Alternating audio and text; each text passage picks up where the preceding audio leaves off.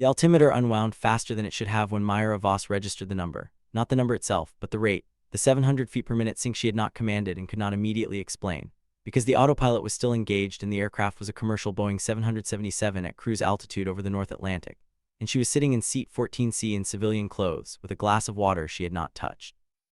22 years in the United States Air Force, 17 combat deployments across 3 theaters, call sign Wraith, and right now she was a passenger. She noted the altimeter the way she noted everything that did not belong, quietly, with the flat professional attention of someone who had spent the better part of her adult life in cockpits where the difference between a warning and a catastrophe was usually reaction time and nothing else. The sync rate corrected. She kept watching. 3 minutes later, the seat belt sign came on without announcement. Then the cabin lights flickered. Then the flight attendant in the forward galley picked up the interphone handset with the particular quality of urgency that non-pilots believed they were concealing but never did.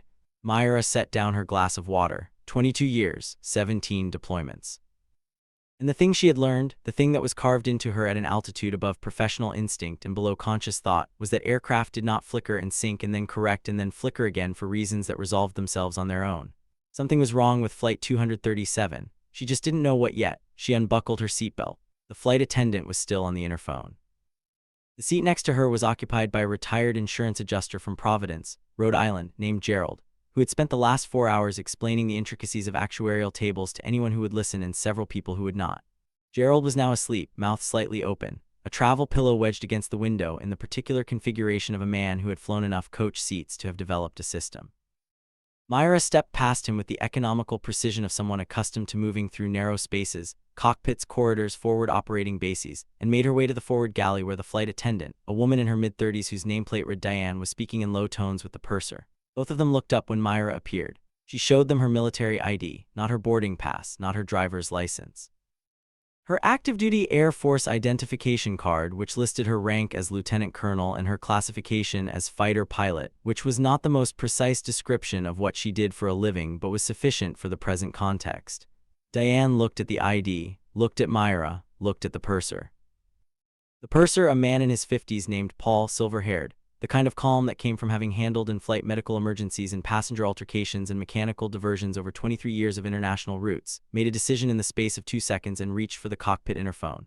"Captain, I have an Air Force lieutenant colonel at the galley. Fighter pilot." She noticed something. There was a pause. Then the captain's voice, steady and measured with the particular quality that Myra recognized as controlled concern. "Send her up." The cockpit was wrong before she got through the door. She could feel it the way she felt turbulence through the airframe, not intellectually, not by processing visual information into a conclusion, but through some integration of small signals that her nervous system had been trained over 2 decades to read. The first officer was running through a checklist with the focused quality of someone managing a developing situation. The captain, a woman, late 40s, silver threads in dark hair, the kind of hands that had 5,000 hours on them at minimum, was on the radio and not liking what she was hearing. The aircraft was on autopilot. The instruments showed cruise altitude. But the ECAM display on the center console was showing a hydraulic advisory that had been there long enough to be annotated, and the captain's oxygen mask was out of its stowage, and within reach in a way that suggested this was a precaution she had taken some time ago. Myra took all of this in the way she took in a tactical display, not frantically, not sequentially, but simultaneously as a single picture from which she was already drawing implications. "Lieutenant Colonel Voss," the captain said, still on the radio but not missing anything. "Captain Adiz Akafar, sit down, we have a situation." She sat. The situation was this. At 3:47 Zulu, Flight 237 had experienced an uncommanded autopilot disconnect followed by a hydraulic quantity drop. In System B, the crew had regained manual control immediately, executed the hydraulic loss checklist, and continued on the assumption that System B could be managed. At 4:19 Zulu, System A began showing anomalous pressure readings, not a failure, not yet, but the kind of early warning degradation that the checklist authors had written their cautions about. At 4:31 Zulu, the aircraft had experienced a 12-second loss of communications with Shanwick Oceanic Control, which in itself was not unprecedented over the North Atlantic, except that it had coincided precisely with a navigation display anomaly that the first officer was still working through. They were over the middle of the Atlantic Ocean. The nearest divert airport was Shannon, Ireland, 412 nautical miles northeast. The weather at Shannon was a 300-foot ceiling with a quarter-mile visibility in fog, which was technically above minimums for the ILS approach but was the kind of weather that added complexity to what was already a complex situation, and the hydraulic situation was developing. I need a second set of eyes on the hydraulic picture, Captain Okafor said. You have B-737 time. No, Myra said. A-10, F-15, F-22. In a dual-rated check in the T-38. Right engine hydraulic pump just dropped out of normal. The first officer said this in the same tone he might use to report the outside air temperature, which told Myra everything she needed to know about the kind of crew discipline Captain Okafor ran on her aircraft. I see it, the captain said. She reached for the radio, and then the radio stopped working. Not static, not degradation, it stopped. Both VHF comms, both HF systems. The satellite communications data link showed connected, and then, in the time it took the captain to look at it, showed disconnected. They were 412 miles from Shannon, Ireland, over the Black North Atlantic, with hydraulic systems failing and zero communications. Myra looked at the ECAM, looked at the hydraulic page, looked at the navigation display, which was showing their track with the particular precision of inertial navigation that did not require radio contact to function. She said, "Okay, walk me through what you have and what you don't." 3,000 miles away, at a United States Air Force base that existed in a precise geographic location that does not appear prominently in public transportation listings, a duty officer named Captain Hendricks was watching a communications anomaly propagate across the North Atlantic tracking board. Flight 237 had been squawking its transponder code faithfully. It appeared on radar, it appeared on the ADS-B feed, it was there.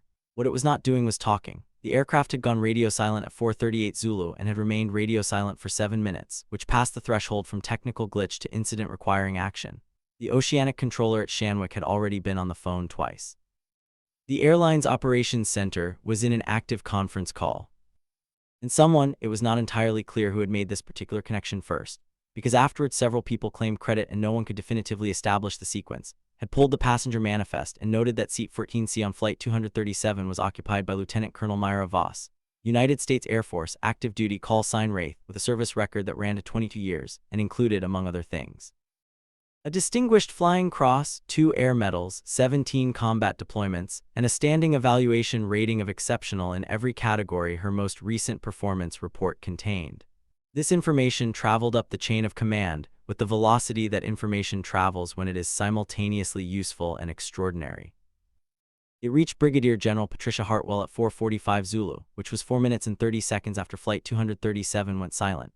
General Hartwell looked at the manifest, looked at the tracking display, looked at the hydraulic advisory that the aircraft's ACARS system had transmitted before the communications failure. She said, "Get her on that aircraft's frequency, every frequency we have," then she said, "and scramble the alert birds." Then she said something that the duty officer would repeat with some variation for the remainder of his career. "If she's on that airplane, we should be listening to her." If you're new to this channel, this is the kind of story we tell here, the ones that fall between the official accounts and the public record, the ones that are harder to categorize than a medal citation and more complicated than a hero narrative. We would be grateful if you subscribed because there are more of them and they deserve to be told. If you are already a subscriber, tell us in the comments where you are watching from today. This community spans every time zone and we notice. The F-22 Raptors were on the ramp at a base that had assets positioned for exactly this kind of contingency, which is to say a base that did not formally exist in any public communication about base locations, but which maintained a continuous alert posture, because the North Atlantic was a large and sometimes unpredictable piece of geography. 2 aircraft, 2 pilots. The scramble order came at 4:47 Zulu, which was 6 minutes after the communications failure and 2 minutes after General Hartwell had made her decision. The pilots, Major Donovan Reyes, call sign Brick, 8 years in fighters, and Captain Felix Carmichael, call sign Rook, 4 years in fighters, and the particular quality of controlled excitement that suggested he understood the weight of what he was about to do without letting that understanding compromise his pre-flight flow, were wheels up at 4:52 Zulu. Their mission, as stated, was to establish visual and radio contact with Flight 237, assess the situation, and provide escort. Their mission, as implied by the scramble order and the look on General Hartwell's face when she issued it, was to get Myra Voss whatever she needed. The F-22 was built for many things. Escort of a failing commercial aircraft was not among its original design specifications. That was the interesting part. In the cockpit of Flight 237, Myra was thinking in the compressed and sequential way that emergency flying required, not calm exactly. Because calm was a description applied from the outside, and from the inside it felt more like narrowing, like everything that was not immediately relevant to the aircraft's survival becoming temporarily inaccessible, filed away, present but not currently at the surface. The hydraulic situation was manageable for now. System B was gone. System A was degraded but functional. The landing gear could be extended. She had confirmed this with Captain Okafor, who had walked through the alternate extension procedure and confirmed they had the capability. The brakes would be limited, which was a landing problem they would solve when they reached the landing phase. The flight controls were affected, the aircraft was heavier in roll than it should have been, and the yaw damper was off, which meant the captain was hand-flying in a way that required more active input than normal but was entirely within the envelope of what a pilot with her hours could manage. The communications were the problem. Without communications, they could not coordinate with Shannon, could not request fire trucks to be staged, could not ensure the runway was clear, could not receive a clearance that would keep them separated from other traffic on the instrument approach into 300-foot ceilings. The first officer was trying every frequency. The HF radio was showing power but not transmitting. The VHF radios were the same. The satellite uplink had dropped and was not recovering. They were squawking 7700, which was the emergency transponder code, and the code was being received. She could see their own transponder return on the traffic display, but transponder returns were a one-way communication and told Shannon nothing beyond their position and the fact of the emergency. Myra looked at the navigation display. Shannon was 387 nautical miles at their current track and speed, approximately 54 minutes of flying. In 54 minutes, the hydraulic situation might be the same. It might be different. Aircraft hydraulic systems, in her experience, generally did not stay the same. She said, "What's your alternate?" The captain said, "Keflavik, but the fuel picture doesn't support a diversion there if we try Shannon first and miss." Myra said, "Then we don't miss." The captain looked at her sideways, not with doubt, with something closer to the particular recognition that passed between people who shared a profession and a certain relationship with risk. "No," she said, "we don't." The F-22 reaches cruise speed with a quality of acceleration that experienced fighter pilots describe as definitive, not fast but conclusive, as if the aircraft is simply removing the question of whether it will arrive. Major Reyes had his aircraft at altitude and on intercept heading within 3 minutes of takeoff, which was as fast as the laws of physics and ATC procedures permitted. Captain Carmichael was on his wing. They had been given the last known position of Flight 237, and a track projection based on the inertial navigation assumption, where the aircraft would be if it was maintaining its filed route at its filed speed, which was a reasonable assumption for a crew managing a hydraulic emergency and not a reasonable assumption for many other scenarios. They were talking to each other and to the base, and to a relay station that was attempting to bridge the communications gap between themselves and the silent 777. And none of those conversations were producing contact with the aircraft, which was expected, because if contact had been easy to establish, it would have been established 6 minutes ago and there would have been no scramble. Reyes was thinking about what he knew of Myra Voss. He had not met her. He knew her reputation in the way that fighter pilot reputations traveled through the community, not gossip, not mythology exactly, but a certain precision of earned information. She had come up on A-10s, which told him one thing about her. She had crossed over to the F-15 and then the F-22, which told him something different. The two things together told him she was the kind of pilot who learned the aircraft the mission required rather than the aircraft the career path suggested. He had respect for that. He was also aware that she was currently sitting in the cockpit of a Boeing 777 with failing hydraulics and no radios over the middle of the North Atlantic, which was not a scenario in which respect was the primary operational variable. Rook, maintain heading. We should have visual in 6 minutes at this closure rate. Copy, Rook. 6 minutes was a long time. He had learned that in 8 years. 6 minutes was also very short. He had learned that too. The first officer saw them first, 2 points of light, moving below the overcast and slightly left of the nose, which was wrong because they should have been above the overcast given where Flight 237 was. And then he understood that the overcast had been building and they were now at the top of it rather than above it, which had happened incrementally in a way that the cockpit workload had prevented anyone from explicitly nodding. Traffic 10 o'clock low, he said.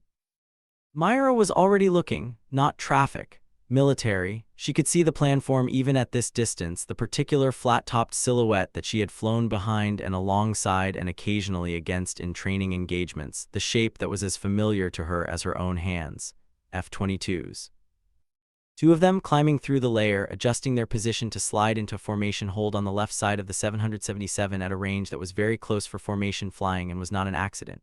The lead ship rocked its wings. Twice, deliberate, universal. She knew that signal. Everyone who had ever flown in formation knew that signal. It meant, "I see you." It meant, "You are not alone." It meant something else she didn't have a precise word for and didn't try to find one for, because the cockpit was not a place where imprecision was affordable and emotional response was a resource to be budgeted for the moments when it would be useful. She said, "Captain, formation, 10 o'clock. Those are F-22s. Captain Akafer, look for a moment with the particular stillness of someone absorbing information that changes a calculation. They're American, yes, they can relay. If they can find a frequency we can reach." She reached for the transponder panel. The 777's transponder was squawking 7700. She selected 7600, the communications failure code, and then back to 7700. Signal, query and response in transponder codes, which was a primitive communication, but it was something. The lead F-22 rocked its wings again.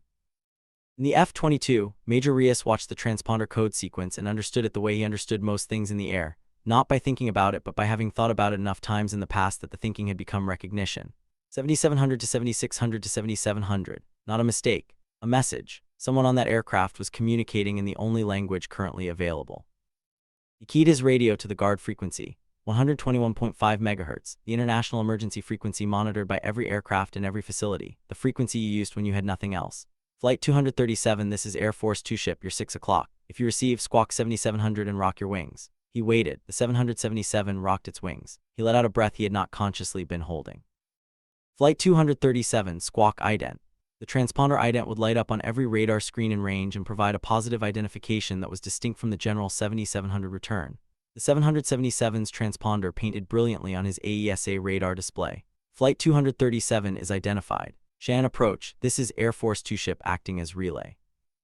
Flight 237 is on frequency and receiving guard. Request you acknowledge. Shannon's response was immediate. They had been monitoring guard continuously since the 7700 appeared on their scope 27 minutes ago. The conversation that followed was not simple and was not brief, but it was possible because Myra Voss had found a way to talk, and because the F-22 could hear both sides, and because a relay chain, however imperfect, was better than silence. Reyes found himself thinking with a precision that surprised him, that he was glad the airline had put her in 14C. He was glad she had noticed the sink rate.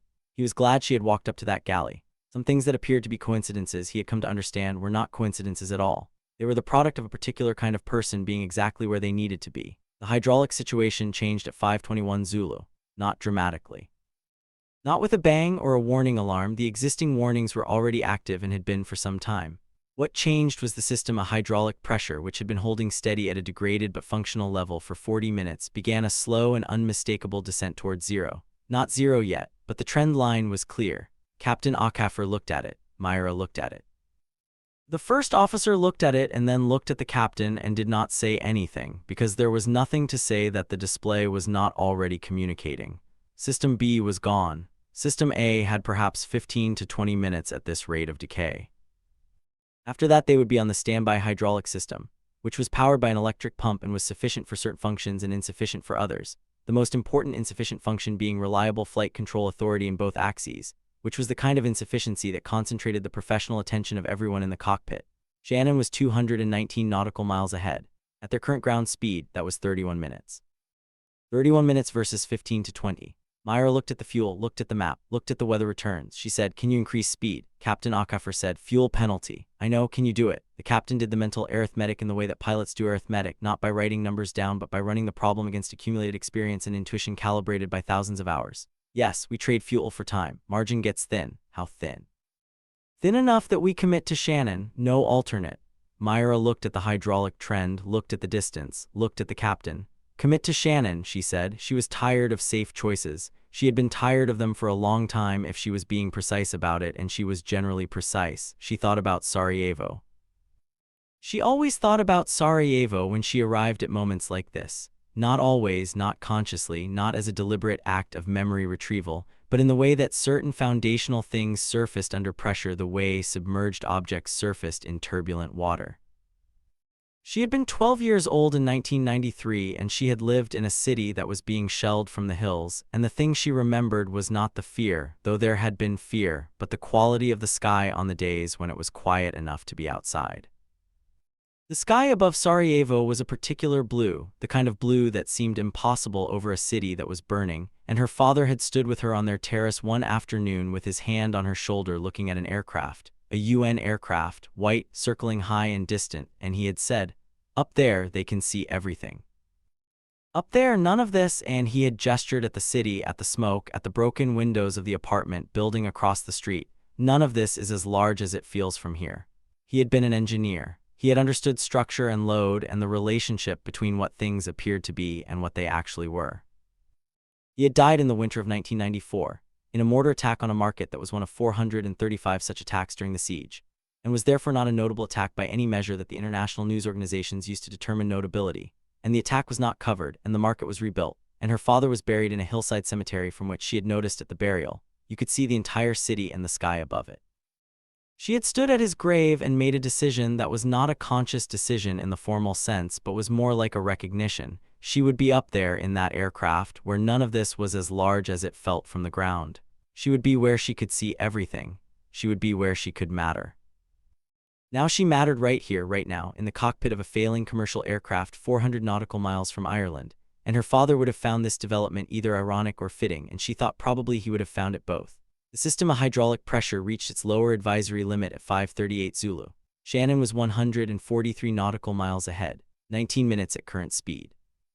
The system had lasted longer than the trend line had suggested it would. Hydraulic systems, in her experience, were occasionally contrary in useful ways, but it was clearly terminal now, and the standby pump was already energized and waiting. Captain Ockhaffer had briefed the cabin, a factual, measured announcement that did not use the word emergency, and did not describe the hydraulic situation in technical terms, and conveyed, with the precision of someone who had thought about how to make this kind of announcement before she ever needed to make it, that the aircraft was going to make precautionary landing at Shannon due to a minor technical issue, and that the cabin crew would prepare the cabin accordingly. The cabin crew prepared the cabin. Myra, through the cockpit door, could hear them doing it, the brisk professional instructions, the seat belt clicks, the brief controlled sound of passengers responding to direction. She thought about Gerald and his travel pillow. She thought about him looking out the window and seeing the F-22's flying formation on the left wing, which he would be able to see from 14A and 14B but not from 14C, and she thought he was either very alarmed or very excited, and probably some combination. The F-22s were still there. Rios had maintained formation for the better part of an hour, which was not standard procedure for anything and was entirely correct for this. He was relaying every communication. Shannon had staged the fire equipment. The runway was clear. The ILS was fully operational and had been confirmed by the Shannon technical team 20 minutes earlier, because this was the approach that mattered tonight and they wanted to be certain. "Gear down," Captain Ockhaffer said. The first officer called the checklist. The landing gear extended on alternate extension, slower than normal but extended, and locked with the reassuring triple thunk of 3 gear trucks finding their downlocks. 3 green lights. Myra looked at the hydraulic system. System of pressure was still there, barely. Enough, she thought, enough. The ILS approach into Shannon at 300 feet, and a quarter-mile in fog was exactly as described, which is to say it was 300 feet and a quarter-mile in fog, and the runway appeared with the abruptness that instrument approaches always produced. The transition from gray opacity to gray pavement to white centerline lights happening in the space of 2 or 3 seconds. The runway there, and real and real and real. Captain Ockhaffer flew the approach. Myra sat in the right seat and monitored and called altitudes and watched the instruments and said nothing that was not directly operationally relevant. Because this was the captain's aircraft and the captain's approach, and the right thing to do in the right seat of another pilot's aircraft was to be exactly as useful as the situation required, and not one word more. The captain was flying the approach with the particular quality that long experience in actual weather produced, not cautiously, because caution at this stage of an approach was its own kind of danger, but with the committed precision of someone who had made the calculation and was executing it. 300 feet. The runway, main gear.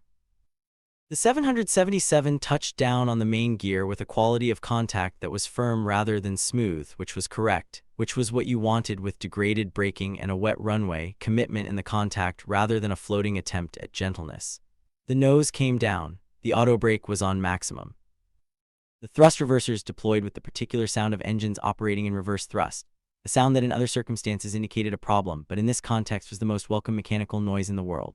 The aircraft slowed, turned off the runway at the first available taxiway, which was further down the runway than Captain Ockhaffer would have preferred, but was where the aircraft was when it was ready to exit, and that was acceptable.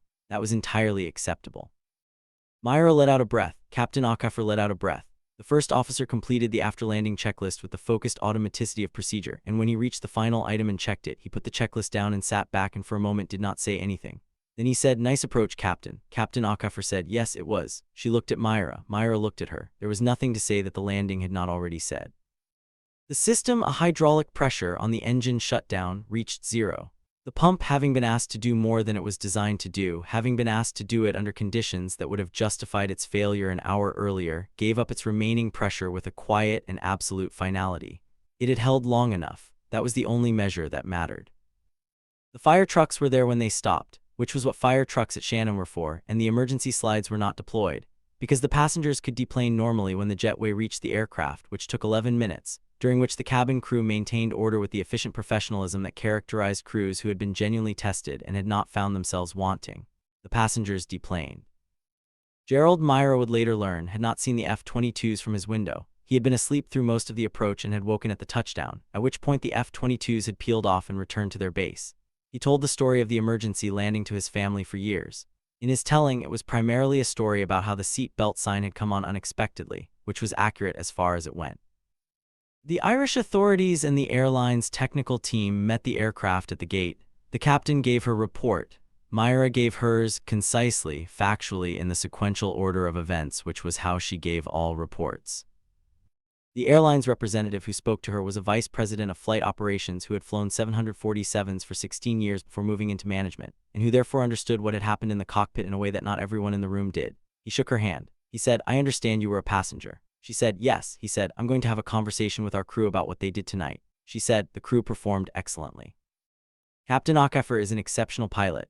He looked at her for a moment. He said, "I'll note that." She said, "Please do." The call from General Hartwell came through on her personal cell phone at 6:14 Zulu, which was 43 minutes after landing, and while Myra was sitting in the Shannon Airport terminal with a cup of tea she had not yet tasted.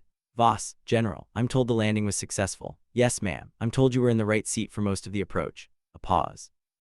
"I'm told the hydraulics gave out on engine shutdown." "That is accurate, ma'am." Another pause, one that had more inside it than pauses usually did. "The pilots who escorted you and Major Rios is asking about you." "Rios, call sign Brick. You know him?" "No, ma'am, by reputation. He says the relay operation was, and I'm quoting him, the most useful hour of flying I've had in 8 years. He used the word useful 3 times in one paragraph. I counted." Myra drank some of her tea.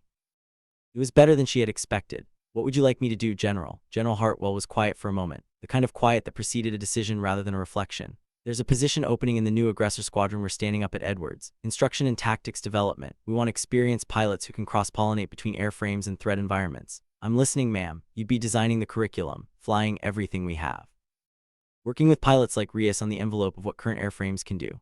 Myra looked out the terminal window at the Shannon tarmac, where the 777 sat with its jetway attached and its cargo doors open and its hydraulic system comprehensively failed and its airframe entirely intact. And she thought about what her father had said about the sky, about being where you could see everything, about the diminishment of things that felt enormous from the ground. She said, "Yes, ma'am." "I'm interested," General Hartwell said. "Good, get some sleep first. You've had a morning." "Yes, ma'am." "And Voss, ma'am, what you did up there," a pause, "that was some of the best situational awareness I've heard about in 20 years.